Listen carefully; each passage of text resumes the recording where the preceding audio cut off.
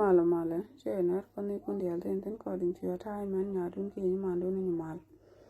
ala video da me we ke jina ankol shibron video da na chilat e video mugwa ajen jawra amdit ka jen ta da na dong ran shi man la ka luga ki la ka shumeje e video mugwa duna on bata motor mo banyo ko lar ka ku wujo gile min tina kule jiyo ke je wujo palaje arwaj yo ke mala jaga ke bu tugni shi mana ankol shi mana shi tugni kan karodien tugni shi mana ne na dial me che jojo onta me e che teteno ko eken kon queen dial ato chite niendo ke ken kon queen dial ato chite ka boto e chang mu jojo bo etelo mi jakono long tela ramete loide bo ko Nuer dial tela ramono ge e bari ke liu eken chi pan kon kulo shi bo ko ken ka ideology mi jia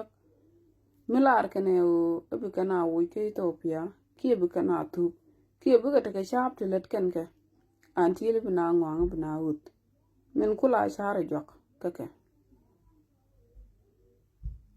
amalar ke je o ye na kuliu ka bar e o liya shana che pan na che ke chul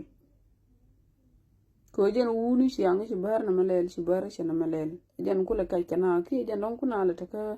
lebo la ta na tana tama ala wujo gile kiera mi deram ke lo wasu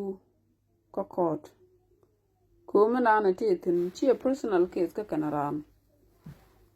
e dung dor melade ka dung dor amila lat ka has a community yen Nuer dialan ta ka US ki Nuer community men ta ka US ke yende kula laro wude me arami joju kudur arami joju nang Nuere ko te ibede na katun wanta kantan chi muguru da ram kele da wo da mele da rewalat ko ne gran bo chi easy yes we te ka mot katela kon gan muku kono wich boy e wujo a we na ko bo don ka tejin ban mi cha nang niam jaja de jaja wulu ko mot ko yente yen ka right ko mite karamelen mi jiya ko kwido run de yen steben ko wujo kene tim de namo ala dundi yen chaboto ala bar to kon meken wujo kana kon ta kamlo alma balana lajen ko wujo yen shi dunde shiri de long tele shang munda man ban kalai abelare to yena liu abina ni na tel mishalin kabar ni en point de Ethiopia na lawitin aramede wo captain bokon wat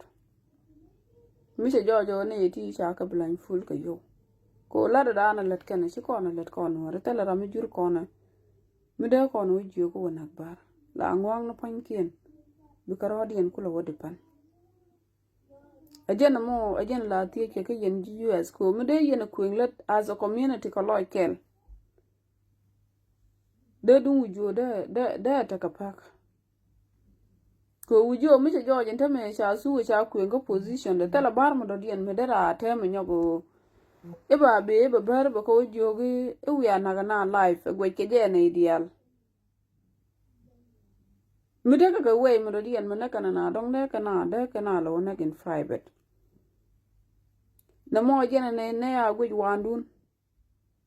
an queen ne men ga yeten ko mi muguru bana tet kon mat pin bo kon dia le action shi anang de kon tet kon don mat pin ko shi easy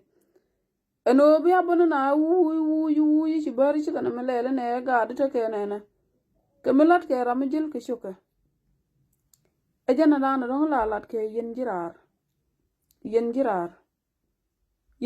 lot ke ne yen community da na don te ke US mite karami chiro de chungo bidor beliu ka tede tien ke right ko de yen jogo na me ye dora ko die o yetala ramicha mi kwa la wongot ko ye lia ala da ko togde ki ye na jure ba na wona ke yo ko en ran be ke chwe de me bo ke jaz refugees be ben go resettlement mi ju de ber we ke me no e si jang ne je wo ibna be kanak de yen ujo de yen wo tie ko mot e je no mo tie ne yono en mi ya kwinglet kon yel ko ne ti as Nuer tin kono dong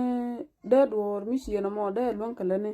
biane bin jogi chine step me chine kwan bine yelo kaje.